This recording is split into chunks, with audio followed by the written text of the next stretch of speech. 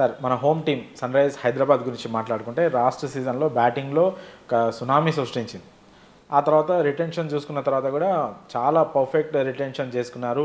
ఎక్కువ ప్రైజ్ ఇచ్చిన క్లాసెన్కి 23 కోట్లు ఇచ్చినప్పటికీ కూడా మంచి రిటెన్షన్ అనే టాక్ వచ్చింది. సో ఆక్షన్ ఎలా ఉంది సార్ ఎస్ఆర్హెచ్ది? ఎస్ఆర్హెచ్ ఆక్షన్ బాగుందంటే వాళ్ళ ప్లేయింగ్ 11 సెట్ అయింది, కానీ బ్యాకప్స్లో కొద్దిగా అంత సరైన బ్యాకప్స్ లేవేమో నాకు అనిపించింది. దానికి మెయిన్ రీజన్ ఏంటంటే వీళ్ళు డే 1 రోజున స్టార్టింగ్లో చాలా పెద్ద పెద్ద అమౌంట్లు పెట్టేశారు. ఇషాన్ కిషన్కి దాదాపు 12 crores అంతా పెట్టారు, హర్షల్ పటేల్కి 8 కోట్లు, షమీకి ఒక 10 కోట్లు. సో 30 crores వాళ్ళ దగ్గర ఉన్న అమౌంట్ 45 crores. ఎందుకంటే 5 రిటెన్షన్స్ చేశారు కాబట్టి వాళ్ళ దగ్గర చాలా తక్కువ పర్స్ ఉంది. దాంట్లో 30 crores అంటే మోర్ దెన్ 2/3 వాళ్ళు ఆల్రెడీ 2/3 అమౌంట్ వాళ్ళు ముగ్గురు ప్లేయర్స్ మీద స్పెండ్ చేసేసారు. ముగ్గురు మంచి ప్లేయర్సే, గుడ్ పిక్స్.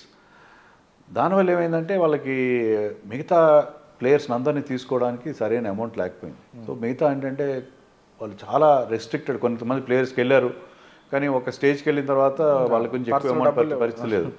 సో అందుకని వాళ్ళు తర్వాత బ్యాకప్స్ సరైన వాళ్ళని తీసుకోలేదేమో అని అనిపించింది. ఒకటి నాకు నచ్చింది ఏంటంటే స్పిన్ బౌలింగ్ బాగుంది వాళ్ళు. లాస్ట్ టైం సరైన స్పిన్నర్స్ వాషింగ్టన్ని సరిగ్గా యూజ్ చేసుకోలేదు, స్పిన్ బౌలింగ్లో ఆప్షన్స్ కూడా సరిగ్గా లేనట్టుగా అనిపించినాయి. కానీ ఈసారి వాళ్ళు they went for Adam Zampa. Adam Zampa is very good spinner. అతను ఏంటంటే చాలా టీమ్స్లో ఫారిన్ స్పిన్నర్ ఆడించడానికి వాళ్ళకి వేరే ఫారిన్ ప్లేయర్స్ అనగానే మీరు బ్యాట్స్మెన్ని ఆల్రౌండర్ని ఫాస్ట్ బౌలర్స్ ఎక్కువ ఆడిస్తారు. ఫారిన్ స్పిన్నర్స్ని రషీద్ ఖాన్ లాంటి వాళ్ళని తప్ప మిగతా వాళ్ళని ఆడించరు. కానీ Adam Zampa is very good spinner, అదొక మంచి చాయిస్. రాహుల్ చహర్ కూడా మంచి పిక్. సో ఇద్దరు లెగ్ స్పిన్నర్స్, ఇద్దరులో మీకు కొన్నిసార్లు కావాలంటే జాంపాన్ ఆడించుకోవచ్చు, లేదా ఒక ఫారిన్ ప్లేయర్ని 4th ప్లేయర్గా ఆడించుకుంటామంటే you can play Rahul Chahar. So spin బౌలింగ్లో వాళ్ళకి అది చాలా మంచి డెసిషన్గా మనం చెప్పుకోవాలి. జీషన్ అన్సారీ అని మరొక స్పిన్నర్ని తీసుకున్నారు, అతను కూడా లెగ్ స్పిన్నరే, ఫ్రమ్ యూపీ ప్రీమియర్ లీగ్లో చాలా బాగా performance, top wicket taker. So spin బౌలింగ్లో బాగా ఉన్నారు, కానీ పేస్ బౌలింగ్లో నాకు అంత టాలెంట్ కానీ జయదేవ్ నాట్కర్ని తీసుకున్నారు, షమీని తీసుకున్నారు. సార్ షమీ, భువి అండ్ నటరాజన్ అని they will be missing both of them. But Shami, Harshal Patel ఆ లోటు తీరుస్తారని ఎక్స్పెక్ట్. హర్షల్ పటేల్ విషయం నాకు ఒక ప్రాబ్లం ఏంటంటే హర్షల్ పటేల్ ఎప్పుడు కూడా స్లో వికెట్స్ మీద బిగ్ గ్రౌండ్స్ ఉంటే అతని కట్టర్స్ వేస్తారు. అతను స్లోయర్ వన్ స్పెషలిస్ట్. ఆ కటర్స్ ఎక్కడ యూస్ఫుల్ అవుతాయంటే మీకు స్లో పిచెస్ మీద ఎక్కడైతే బాల్ గ్రిప్ అవుతుందో అక్కడ. కానీ మన ఉప్పల్ స్టేడియం టోటల్గా బ్యాటింగ్ ఫ్రెండ్లీ పిచ్, అక్కడ అతను ఎంత ఎఫెక్ట్, ఎందుకంటే గతంలో అతను ఆర్సీబీకి ఆడినప్పుడు కూడా అంత పెద్దగా సక్సెస్ కాలేదు. సో అదొక్కటే కాస్త హర్షల్ పటేల్ సెలక్షన్ విషయంలో కాస్త తొందరపడ్డారేమో అని నాకు అనిపించింది. ఎవరు ఎక్స్పెక్ట్ చేయని ఒక పిక్ ఉంది సార్, ఇషాన్ కిషన్ ఎస్ఆర్హెచ్లోకి వస్తారని దాదాపు ఎవరు అనుకోలేదు. కానీ ఒక మంచి స్ట్రాటజీతో ఇషాన్ కిషన్ని తీసుకున్నారు, కరెక్టే. కానీ సార్ అతను ఏ ప్లేస్లో ఆడే అవకాశం ఉంది? ఒకవేళ 1 downలో వస్తే ముగ్గురు లెఫ్ట్ హ్యాండ్ బ్యాటర్సే అవుతారు. సో ఇషాన్ కిషన్ ఏ ప్లేస్లో ఆడే అవకాశం ఉంది సార్? ప్లేయింగ్ ఎలెవెన్లో ఎక్కడ ఫిట్ అవుతారు? ఇషాన్ కిషన్ సక్సెస్ మీరు ఇంటర్నేషనల్లో చూసుకున్నా, డొమెస్టిక్లో చూసుకున్నా, ఐపీఎల్లో చూసుకున్నా, మెయిన్లీ అతను ఓపెనర్గా పవర్ ప్లేలో చాలా బాగా ఆడతాడు. పవర్ ప్లేలో ఇట్ టేక్స్ ఛాన్సెస్, ఎక్కువ బాల్ని ఇన్ ద ఎయిర్ ఆడతాడు. పవర్ ప్లేలో మీకు వేకెంట్ స్పేసెస్ ఉంటాయి కాబట్టి ఆ షాట్స్ క్లిక్ అవుతాయి. సో మీకు ఆల్రెడీ మీ ఓపెనింగ్ పార్ట్నర్షిప్ సెట్ అయిపోయింది, మీ స్ట్రెంతే ఆ ఓపెనింగ్ జోడీ Travis Head and Abhishek Sharma. So దాన్ని డిస్టర్బ్ చేసే పరిస్థితి లేదు. మీరు చెప్పినట్టు వాళ్ళిద్దరు లెఫ్ట్ హ్యాండర్స్. సో నెంబర్ 3లో లెఫ్ట్ హ్యాండర్ని ఎవరు ఆడించరు కదా, వరుసగా ముగ్గురు రైట్ హ్యాండర్స్ని ఆడిస్తారు కానీ ముగ్గురు లెఫ్ట్ హ్యాండర్స్ని ఎవరు పంపరు. సో నితీష్ రెడ్డిని నెంబర్ 3కి పుష్ చేయాలి. Nitish Reddy is good at number 4 Australia. Number 3 కూడా ఆడగలడు, is a very good player, మంచి ఫామ్లో ఉన్నాడు. నితీష్ని నెంబర్ 3లో ఆడించుకోవాలి, ఇషాన్ని నెంబర్ 4లో, క్లాసన్ అట్ 5. సో అండ్ 6లో బహుశా అభినవ్ మనోహర్, లేదా అభినవ్ మనోహర్ నెంబర్ 3లో దింపాలి. సో కొంచెం ఆ ఇండియన్ ఇషాన్ కిషన్ మీద ఎక్కువ అమౌంట్ పెట్టేశారు, మరొక ఇండియన్ ప్లేయర్ మంచి ప్లేయర్ని తీసుకుని ఉంటే బాగుండేదేమో అని నాకు అనిపించింది. సో అక్కడ ఆ స్లాట్ కొంచెం వీక్గా అనిపిస్తుంది. అండ్ ఇంపాక్ట్ ప్లేయర్గా మరి ఎవరు ఉంటారనేది కూడా కొంచెం చూసుకోవాలి. ఇంపాక్ట్ ప్లేయర్గా సరైన ప్లేయర్స్ వాళ్ళకి ఇండియన్ ప్లేయర్స్ కావాలి కదా. Kamindu Mendis is a very good selection, ఎందుకంటే క్లాస్ ప్లేయర్ అతను, టెస్ట్ స్పెషలిస్ట్ నో డౌట్. కానీ ఈ ఫార్మాట్లో కూడా సక్సెస్ కాగలదు. చాలా మంచి యంగ్స్టర్, చాలా టాప్ క్లాస్ ప్లేయర్ అతను. సో కమింద మెండిస్ కనుక క్లిక్ అయితే వాళ్ళకి ఆ 4th ఫారిన్ స్లాట్ని ఫిలప్ చేసుకోవచ్చు. So very good selection Kamindu Mendis, తక్కువ అమౌంట్కి వచ్చాడు వాళ్ళకి. ఇంకో ఆల్రౌండర్ క్రేస్ అని కూడా ఉన్నాడు, Brydon Carse South African all rounder. అతను గారు క్లిక్ అయితే బాగానే ఉంటుంది, ఎందుకంటే ఉప్పల్ స్టేడియంలో ఎప్పుడు కూడా మీకు పేసర్స్కి మంచి హెల్ప్ ఉంటుంది. సో బ్రైడెన్ కార్స్ కూడా ఒక ఆప్షన్ వాళ్ళకి ఎప్పుడు ఉంటుంది. సో ఫారెన్ ప్లేయర్స్ ఆల్రెడీ వీళ్ళు ముగ్గురిని రిటైన్ చేసుకున్నారు, వాళ్ళు ముగ్గురు కూడా ఖచ్చితంగా ప్లేయింగ్ 11లో ఉండే ఛాన్సే ఉంది. సో వీళ్ళు ముగ్గురు కాకుండా ఇంకో ఆ ఉన్న ఒక్క ప్లేస్ని ఎవరు ఫిల్ చేసే అవకాశం ఉంది సార్? యా, అది జాంపా, నన్ను అడిగి జాంపాని ఆడించాలి. జాంపా మీకు ఆ లెగ్ స్పిన్ ఆప్షన్ ఏ గ్రౌండ్లో అయినా ఎక్కడైనా చాలా మంచి బౌలర్. లేదు మేము కమిందు మెండిస్తో వెళ్తాము అనుకుంటే మీరు యూ కెన్ ప్లోవర్ రాహుల్ చహర్, అలాగా వెళ్ళచ్చు.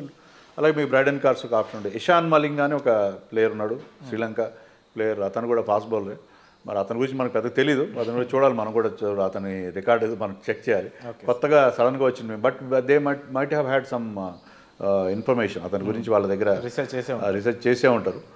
తీసుకుని చూడాలి మరి అది అతను ఎంతవరకు క్లిక్ అవుతారు. ఓకే, లాస్ట్ టైం మిస్ అయిన కప్ ఫైనల్లో ఓడిపోయాం. సో ఇప్పుడున్న ఈ టీంతో ఈ వచ్చే సీజన్లో కప్పు ఎస్ఆర్హెచ్ కొట్టబోతుందా అంటే? యా, ఎందుకంటే ఈ 5గురు పర్ఫార్మెన్స్ మీద లాస్ట్ టైము వాళ్ళు గెలిచారు. మిగతా ఎవరు పెద్దగా పర్ఫామ్ చేసింది కూడా ఇవ్వలేదు. ఒక Natarajan he's done well, barring Natarajan మిగతా వాళ్ళు పెద్దగా పర్ఫామ్ చేయలేదు. కానీ 5గురు ఎంత ఎక్సలెంట్గా పర్ఫామ్ చేశారంటే ఎవరైతే రిటైన్ చేస్తున్నారో వాళ్ళు ఎప్పుడు కూడా స్ట్రెంత్ ఉంటారు. కానీ ముఖ్యంగా హెన్రీ క్లాసన్కి 23 కోట్లు పెట్టారంటే అతని పర్ఫార్మెన్స్ కూడా అలాగే ఉంటుంది. అలాగే the kind of explosive start that Travis Head and Abhishek Sharma are giving. Abhishek ఇప్పుడైతే ఇండియా కూడా ఆడి ఇండియా కూడా క్లిక్ అయ్యాడు. సో ఖచ్చితంగా ఈ 5గురు, నితీష్ కుమార్ రెడ్డి ఇప్పుడు has become a star, international star అయిపోయాడు నితీష్ కుమార్ రెడ్డి.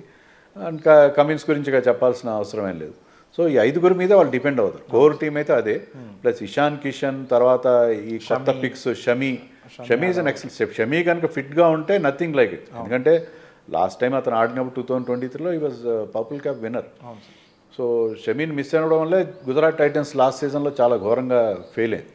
సో షమీ అండ్ హర్షల్ పటేల్ అందరూ Harshal Patel can bat also, is a good down the order batsmen. So ఇవన్నీ ఉంటాయి కాబట్టి ఐ థింక్ వీళ్ళు కనుక వీళ్ళకి సపోర్ట్ అందిస్తే స్టిల్ దే ఆర్ వెరీ. ఒకటే ప్రాబ్లం ఏంటంటే బ్యాకప్స్ సరిగ్గా లేరు, వాళ్ళకి అమౌంట్ సరిగ్గా లేకపోవడం వల్ల వాళ్ళు చాలామంది సచిన్ బేబీ లాంటి ప్లేయర్స్ని, అంటే వాళ్ళు ఐపీఎల్లో ఆడారు ఒకప్పుడు, మనం మర్చిపోయాం వాళ్ళ గురించి. సో వాళ్ళ దగ్గర అమౌంట్ లేదు. ఒక స్టేజ్లో వచ్చేసరికి they have just 50 lakhs and 2-3 ప్లేయర్స్ని తీసుకోవాలి. అమౌంట్ చూస్తే 50 lakhs ఉంది. ఫస్ట్ డే అయిపోయేసరికి వాళ్ళ దగ్గర 5 కోట్లు మాత్రమే ఉంది. సగం టీమ్గా తీసుకోవాల్సిన పరిస్థితుల్లో 5 crores వాళ్ళు they entered the second day of the auction. So వాళ్ళు కొంచెం నేల విడిచి సామ్ చేసినట్టుగా నాకు అనిపించింది. తెలుగు వాళ్ళు మనం చాలా ఎమోషనల్గా ఉంటాం, ఎవరినైనా అభిమానిస్తే చాలా ఎక్కువగా అభిమానిస్తాము సార్. అది ఎక్కడ పనిచేస్తుందంటే డేవిడ్ వార్నర్, అలా గతంలో ఎస్ఆర్హెచ్కి బాగా ఆడిన ప్లేయర్స్ ఉన్నారు సార్. డేవిడ్ వార్నర్ కానీ, విలియమ్సన్ కానీ, కేన్ మామా కూడా అని అంటారు మన వాళ్ళు. అలాగే బేస్టో, వీళ్ళందరూ ఈ ఐపీఎల్ ఆక్షన్లో అన్స్టోల్డ్గా ఉన్నారు సార్. వీళ్ళని ఎవరు కొనుక్కోలేదు. ఎందుకు సార్? ఏజ్ ఫ్యాక్టరా, ఇట్లా ఫామ్ లేకపోవడమా? ఏజ్ ఫ్యాక్టర్ ఒకటి. తర్వాత Kane Williamson is not a one day player. అంటే ఒకప్పుడు ఆడేవాడు, ఇప్పుడు ఏజ్ ఎప్పుడైతే బయట పడుతుందో అతను ఈవెన్ టెస్ట్ మ్యాచ్లో కూడా అంత బాగా పర్ఫామ్ చేయట్లేదు, ఇంజరీ ప్రాబ్లమ్స్ ఉన్నాయి.